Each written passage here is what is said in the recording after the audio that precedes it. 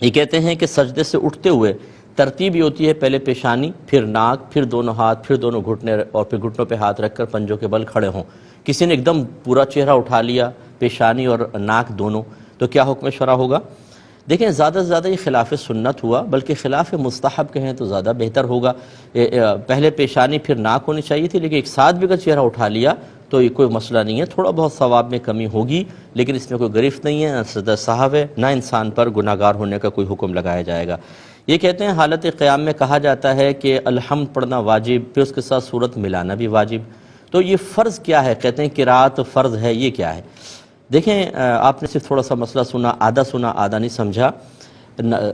قیام میں کم از کم ایک آیت کا پڑھنا فرض ہوتا ہے، یہ فرض ادا ہو گیا، جسے آپ نے کہا الحمدللہ رب العالمین، فرض ادا ہو گیا۔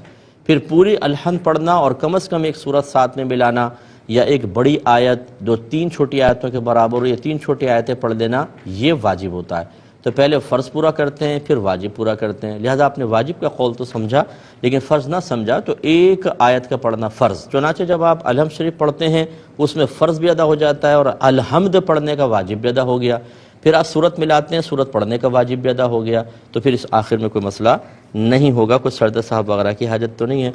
یہ کہتے ہیں کہ کوئی دوسرے رکعت میں نمازی آ کے شامل ہوا، آخر میں امام صاحب نے سلام پھیرا، اسے اپنی پڑھنے کھڑا ہونا چاہیے تھا لیکن اس نے بھی بے خیالی میں سلام پھیر دیا، کیا حکم شرع ہوگا؟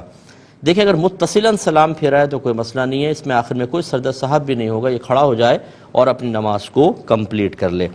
یہ کہتے ہیں اگر کسی کو الرجی ہو اور خارش ہوتی ہو بدن میں، جب وہ کھجاتا ہے تو پانی نکل آتا ہے، تو یہ جو گندا پانی نکلا ہے دانوں وغیرہ سے، تو اس کا کیا حکم شرع ہوگا؟ یہ کھال کے اوپر سے نکلا ہے، کیا حکم شرع ہے؟ دیکھیں اگر وہ صرف صاف پانی ہے، صرف صاف پانی جس میں خون یا پیپ کی بالکل آمیزش نہیں ہے، تو وہ پاک ہے۔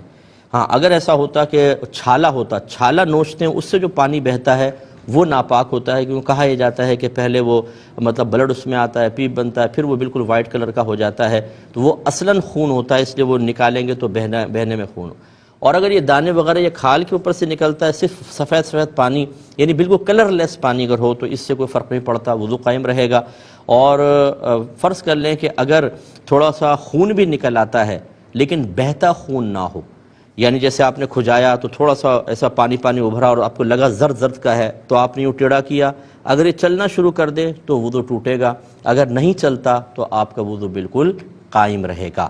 تو اس لیے فوری طور پہ وضو ٹوٹنے کا حکم نہیں دے سکتے، اس طرح آپ کو مشاہدہ کرنا ہوگا۔